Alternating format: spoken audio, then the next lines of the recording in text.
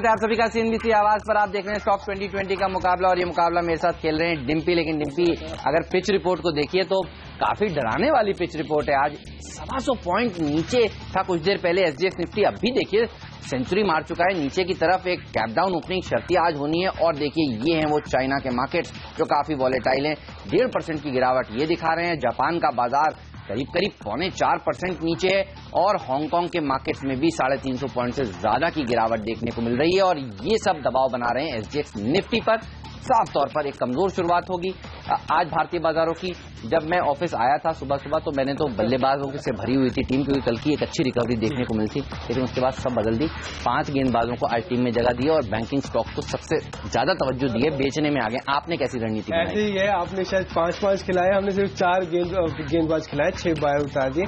और अभी आप एक वर्ड बोल रहे थे कि बाजार के अंदर वॉलिडिटी भी बढ़ गई है। पहले तो समस्या गिरावट की थी, वॉलिडिटी की और समस्या हो गई। उतार चढ़ाव इतना ज्यादा हो गया कि आपको पता नहीं चल पाएगा कि आप कब खरीदारी करें। और एक 10 मिनट के अंदर का जो कल रिएक्शन था बाजार में बड़ा डरावने वाला था कि 70-80 पॉइंट निफ्टी सिर्फ 10 मिनट के अंदर में टूट गया था। कहते हैं ना, नजरें हटी दुर्घटना घटी। कल बिल्कुल वैसा ही हाल था। चलिए शुरुआत कर देते हैं और गेंदबाज से शुरुआत करेंगे हम।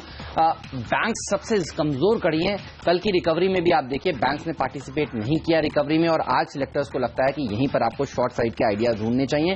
कर्नाटका बैंक कल इकलौता बैंक था जो हमारी टीम में शॉर्ट साइड का कैंडिडेट था और इसी को आज ओपनर का दर्जा देंगे। इसके नतीजे आने वाले हैं देखिए शनिवार को, और उससे पहले ये शेयर काफी कमजोर हो सकता है। आज 95 के टारगेट्स के साथ इसको अप्रोच करें। 110 का स्टॉप लॉस भी जरूर रखना चाहिए। ऐसे स्टॉक जहां पर एक रैली हो चुकी है पिछले कुछ दिनों में, कर्नाटका बैंक उसी तरह का एक शेयर है, इसीलिए यहां पर ज्यादा कन्विक्शन है सेल करने का, क्योंकि उस रैली के पीछे कोई वजह नहीं थी। दरअसल आपने किसको ओपनर का दर्जा दिया है? ओपनर का दर्जा हमने एमआरपीएल को दिया है। असल में एमआरपीएल को दर्जा देने का वजह ये थी कि जिस तरह से रिलायंस इंडस्ट्रीज के अंदर तेजी देखने को मिल रही है, इसी तरह से जो रिफाइनरी मार्जिन वाली कंपनी है उन सब के अंदर आप देखेंगे इस बार उनके रिजल्ट्स काफी बेहतर आ सकते हैं, क्योंकि रिफाइनरी मार्जिन काफी हद तक इंप्रूव होते हुए दिखेंगे। एमआरपीएल का अगर आप टेक्निकल स्ट्रक्चर देखेंगे वो भी अलाउ करता है कि इसके अंदर एक बार बाय कॉल लिया सकते हो, क्योंकि पिछले 15-20 दिन का अगर आप इसमें ट्रेड देखें, जब बाजार पूरी तरह से कमजोर भी हो रहा है, टूट भी रहा है, एमआरपीएल ने किसी तरह से अपने आप को संभाला हुआ है 66-68 की रेंज के आसपास। आज अगर वापस चलता है, 64 का हमने स्टॉप लॉस रखा है, 64 के स्टॉप लॉस को अगर बचा ले और चले तो आज 70 तक पहुंच सकता है, क्योंकि रिलायंस का इफेक्ट जो है वो ज्यादातर आप रिफाइनरी वाली कंपनीज पर आते हुए देखेंगे और एमआरपीएल इसकी वजह से भी अब बेनिफिट होगा। दूसरी सबसे इंपॉर्टेंट बात, इस बार के शायद क्वार्टर में ये प्रॉफिट भी दिखा रही है, अभी तक लॉस दिखाती रही है, शायद मुनाफे में भी कंपनी आ जाए, एमआरपीएल एक अच्छा रिटर्न दे सकते हैं। सेलेक्टर्स कह रहे हैं बाय करके चले। अगले 2 शेयर जो हैं वो भी दरअसल सेल साइड के आइडियाज हैं और बैंकिंग सेक्टर से ही हैं। आईडीबीआई बैंक यहां पर भी दबाव देखने को मिल सकता है, और ये वो ऐसे बैंक्स हैं और ऐसी कंपनियां हैं जिन्होंने कल दरअसल रिकवरी में पार्टिसिपेट किया नहीं है और यहां पर दिक्कतें अभी भी बनी हुई हैं। पीएसयू बैंक्स के नंबर्स अच्छे नहीं आएंगे और नतीजों से पहले यहां पर आप बिकवाली कर सकते हैं। जो बड़े ट्रिगर्स बताए जा रहे थे वो भी अब तक हो नहीं रहे हैं। आईडीबीआई में सरकारी हिस्सेदारी घटी अब तक तो नहीं है, कम से कम 65 तक के टारगेट्स के साथ इसको आप बेचें। और बैंक ऑफ इंडिया में भी बिकवाली करनी चाहिए, 91 के टारगेट्स के साथ इसको भी आप अप्रोच कर सकते हैं। यूको बैंक का में भी बिकवाली की राय मेरे सिलेक्टर्स ने आज दी है। इसके अलावा जो मेरे 2 शेयर हैं वो है बीएफ यूटिलिटीज। आपको पता ही है कि फैसले को लेकर हर बार सुबह होती है, लेकिन हर बार टल जाता है, तो इस बार फिर से डेट आई है तो उम्मीद कर सकते हैं शायद इस बार हाईकोर्ट का फैसला आ जाएगा नंदी लैंड को लेकर। तो एक बार बीएफ यूटिलिटीज पे सेलेक्टर्स कह रहे हैं कि एक बार ट्रेड लिया जा सकता है, इसी एंटिसिपेशन में कि अगर फैसला इनके फेवर में आ जाता है तो बहुत अच्छा रिटर्न देगा और बाजार को भी आउट परफॉर्म करने की हिम्मत रखता है शेयर, इसलिए बाय ट्रेड यहाँ पे मिल जाएगा आपको। और 620 का एक स्टॉप लॉस आप रख लें, थोड़ा सा डीप स्टॉप लॉस है, करीब 28 रुपए नीचे, और टारगेट भी डीप है 680 का, क्योंकि रिएक्शन आपको डीप ही मिलने वाला, वैसे भी गैप डाउन की वजह से थोड़ा सा वैसे भी नीचे आ जाएगा, तो बाय करके चले बीएफ यूटिलिटीज। एक और शेयर जो थोड़ा डिफेंसिव है बाजार के अंदर वो है आईटीसी। असल में एचयूएल के रिजल्ट्स आने हैं शनिवार को, लेकिन एचयूएल के रिजल्ट से ज्यादा आईटीसी पे आप ज्यादा फोकस करेंगे तो आपको बेनिफिट इसलिए मिलेगा क्योंकि इसी क्वार्टर के अंदर नेस्ले की मैगी का इश्यू खड़ा हुआ था और जीपी नूडल्स को इसका बेनिफिशियरी मिला था, और जीपी नूडल्स आईटीसी का अपने अपने ब्रांड है, ये तो इसका पैक्ड फूड वाला हिस्सा था। लेकिन अगर आप कंज्यूमर ड्यूरेबल के हिसाब से भी देखेंगे, आप जो कंज्यूमर डिमांड के हिसाब से भी देखेंगे तो ब्रिटानिया, मैरिको, आईटीसी, एचयूएल, किसी की भी जो रिपोर्ट्स आ रही है रिजल्ट की रेटिंग, कोई भी इसको सेल या फिर नेगेटिव नहीं देख रहा है। तो इस बार ये कंपनीज थोड़ा सा आउट परफॉर्म करती हुई दिखेंगी इस बार के क्वार्टरली रिजल्ट्स के अंदर। आईटीसी बाजार को संभाल भी सकता है, इसलिए आईटीसी के अंदर खरीदारी आने की टेंडेंसी बहुत ज्यादा है। 325 तक का आप इसमें एक टारगेट रखे, सिलेक्टर्स कह रहे हैं कि ट्रेड ले। 311 का रिजल्ट एचयूएल के पहले होंगे, लेकिन आईटीसी इंपैक्ट पहले दिखाने की हिम्मत रखेगा। जेपी एसोसिएट्स कई दिनों से हमारी टीम में सेल साइड का कैंडिडेट रह चुका और हम कहते आए हैं कि 10 रुपए से नीचे जाने वाला ही है ये शेयर, और आज वो दिन हो सकता है। 9 रुपए का टारगेट में सिलेक्टर्स दे रहे हैं।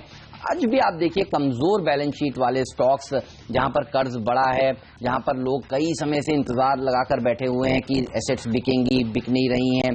कंपनी के मैनेजमेंट ने कई बार बोला है कि वो अपने कर्जों को घटाना चाहते हैं, लेकिन डील्स जितनी स्पीड से होनी चाहिए उतनी स्पीड से हो नहीं रही हैं। ऐसे सब शेयरों में आज दबाव देखने को मिल सकता है। 11 रुपए के स्टॉप लॉस के साथ यहां पर आप शॉर्ट साइड की पोजीशन आज बना सकते हैं। एक और सेल कॉल हमारी तरफ से भी है, वो है आपका एबी नोवो को आप इसमें सेल कर सकते हैं। डेरिवेटिव कॉन्ट्रैक्ट है, डेरिवेटिव कॉन्ट्रैक्ट होने के बावजूद भी ये BSE 100 की लिस्ट से बाहर जा रहा है, जो कि इसकी जगह कैडिला हो जाएगा।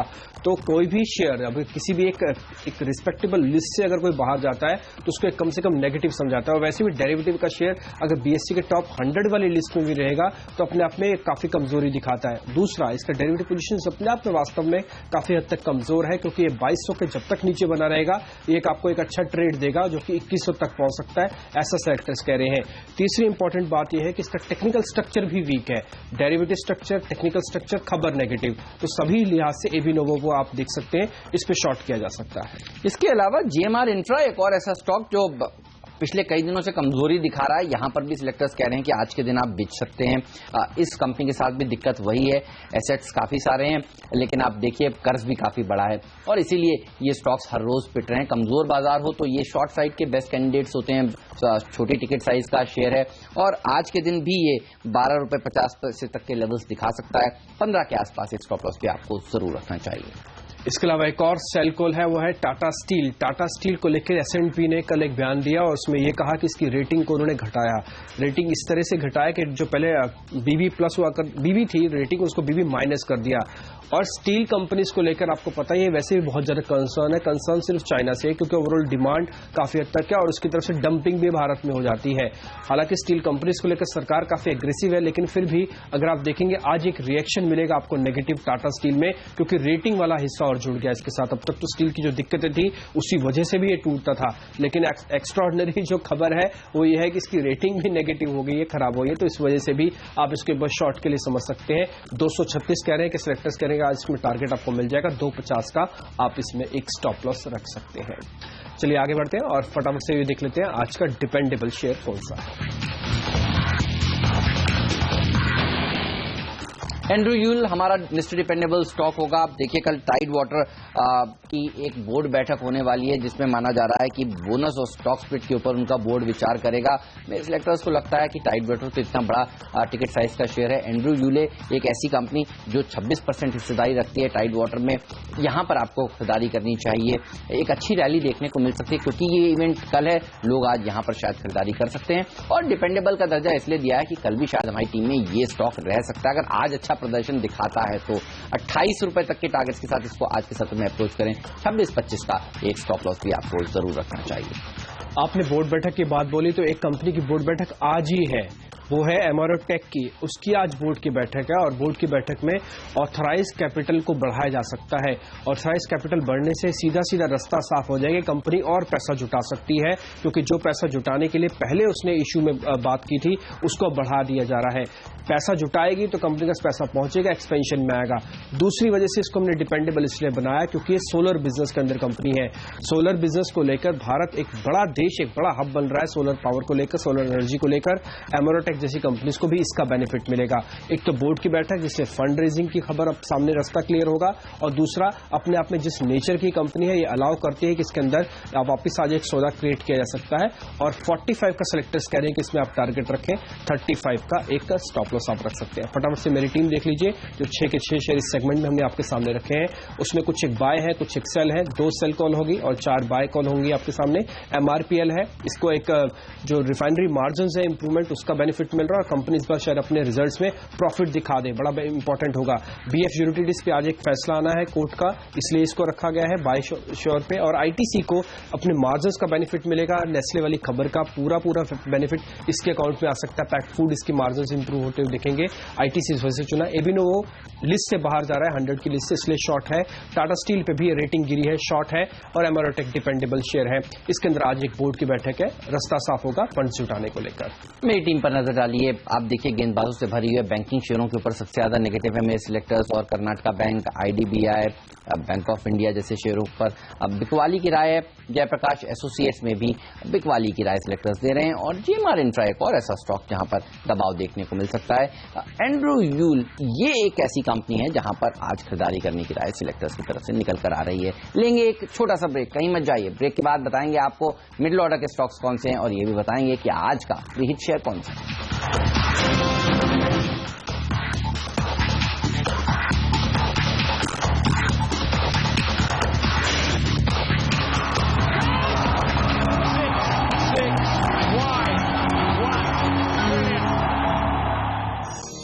ब्रेक के बाद एक बार फिर आपका स्वागत है। तो लगातार 6 शेयर हमारी तरफ से आपको मिल चुके हैं। हालांकि आज पिच रिपोर्ट ये कहती है कि आज वापस कमजोरी देखने को मिलेगी, लेकिन फिर भी आप सावधानी से ट्रेड करें, यही आज का एक मूल मंत्र बन जाता है। आप ध्यान रखें।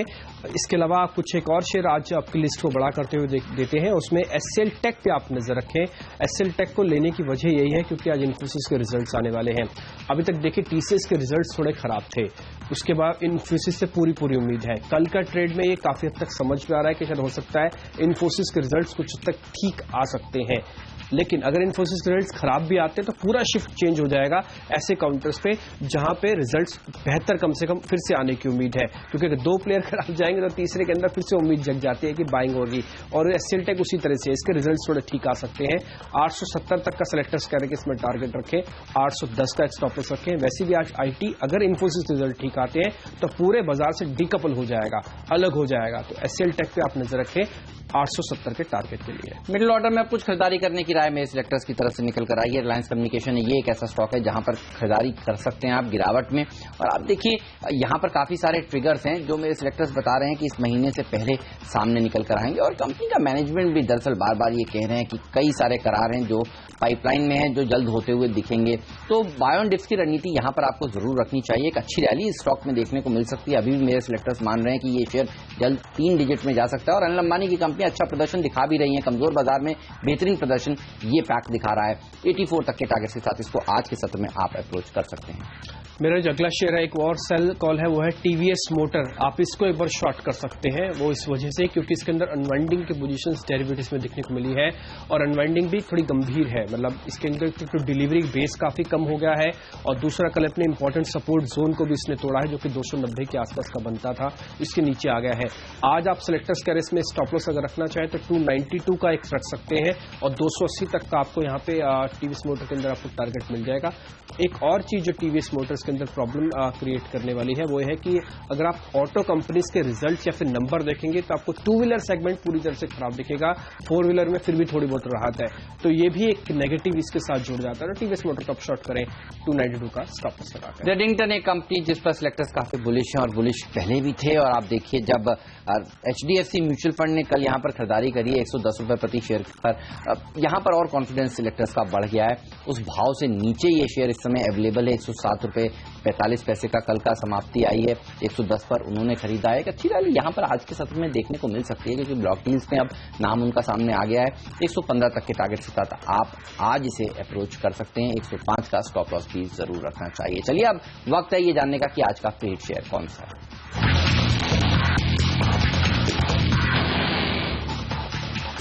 आज का जो हमारा फ्री हिट शेयर है वो एवरेस्ट इंडस्ट्रीज। अगर आप देखें एवरेस्ट इंडस्ट्रीज के जो रिजल्ट्स आए हैं बेहद ही शानदार रिजल्ट्स आए हैं। कंपनी का मुनाफा डबल से भी ज्यादा हो गया है, इसके ऑपरेटिंग मार्जिन सुधरे हैं। असल में इस तरह की इंडस्ट्रीज ये असल में शीट बनाती है, और इसका इंडस्ट्रियल यूज काफी ज्यादा है। तो एवरेस्ट इंडस्ट्रीज के अंदर वहां पे सबसे इंपॉर्टेंट ये होता है कि इसके ऑपरेटिंग मार्जिन कैसे रहते हैं, प्रॉफिटेबिलिटी ठीक, ऑपरेटिंग मार्जिन, तो ऑपरेटिंग मार्जिन में भी इंप्रूवमेंट आई है, और इसका कोई सेगमेंट ऐसा नहीं है। अगर आप ऑपरेटिंग मार्जिन देखें, रिजल्ट देखें, इनकम देखें, एबिटा देखें, तो सभी के अंदर इसने अच्छे परफॉर्मेंस देखा है, और बाजार की उम्मीद से ज्यादा आया है।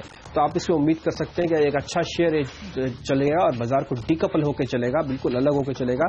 270 तक का टारगेट आज इजिली यहाँ पे मिल सकता है, सिलेक्टर्स ऐसा कह रहे हैं, और 238 का एक स्टॉप लॉस भी रख लें इसमें। पिपावर डिफेंस एक ऐसी कंपनी जिसको पहले भी कई बार टीम में शामिल कर चुके हैं मेरे सिलेक्टर्स, अच्छे रिटर्न्स इसने दिए हैं। कल इसके नतीजे आने वाले हैं, और कल के बोर्ड बैठक में अनिल अंबानी ने जिन्होंने ये कंपनी खरीदी है उनको एज ए चेयरमैन भी नियुक्त किया जाएगा। काफी सारे और भी ट्रिगर्स है इस शेयर के लिए आगे आने वाले समय में। और आप देखिए बजट एक सबसे बड़ा ट्रिगर है, जहां माना यह जा रहा है कि डिफेंस के ऊपर सरकार का सबसे बड़ा फोकस फिर से निकल कर आ सकता है। आज के दिन आप देखिए 83 तक के टारगेट्स के साथ इसे आप अप्रोच करें। काफी करेक्शन दिखा चुका है, एक बार हमारे 100 के लेवल्स ये अचीव कर चुका है और वापस से वहां पर जाने की कोशिश करेगा। आइए एक बार देख लेते हैं कि ब्रेक पर चलते हैं और ब्रेक के बाद आपको बताएंगे आखिरी का कौन सा स्टॉक है जो हमारी टीम में आज शामिल हो रहा है।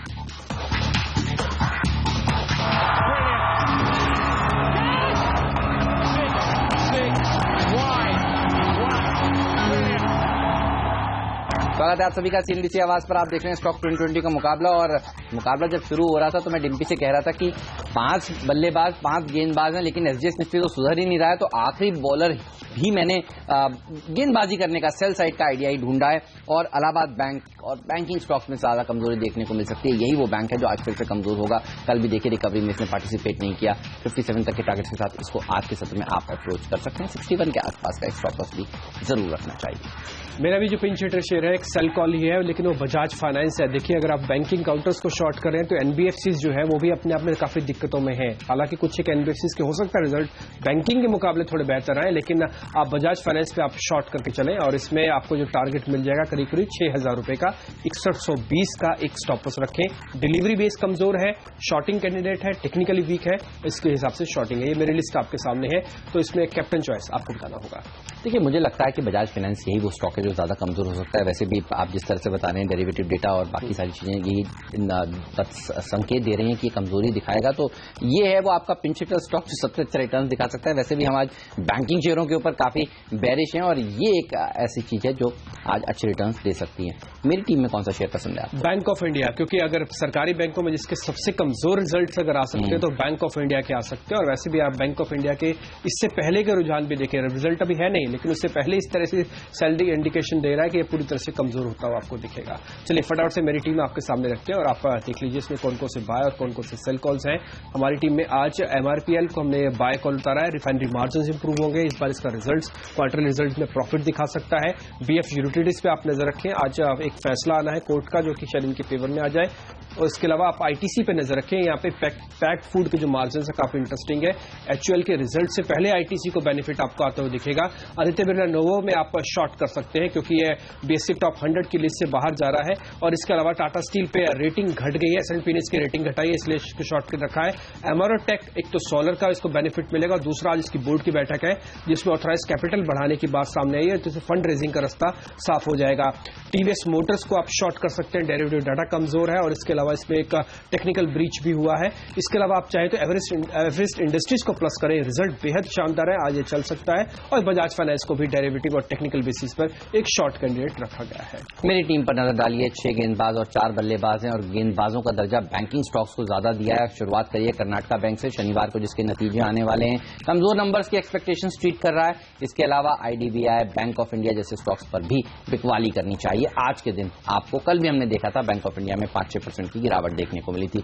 जेपी एसोसिएट्स बड़ा कर्ज है इस कंपनी के ऊपर और आप देखिए ऐसे ही स्टॉक्स में ज्यादा दबाव देखने को मिल रहा है जहां पर बैलेंस शीट की पोजीशन थोड़ी सी कमजोर हो। 10 के नीचे आज ये खिसक सकता है। जेएमआर इंफ्रा में भी बिकवाली की राय है और डिपेंडेबल का दर्जा दिया है एंड्रू जूले को।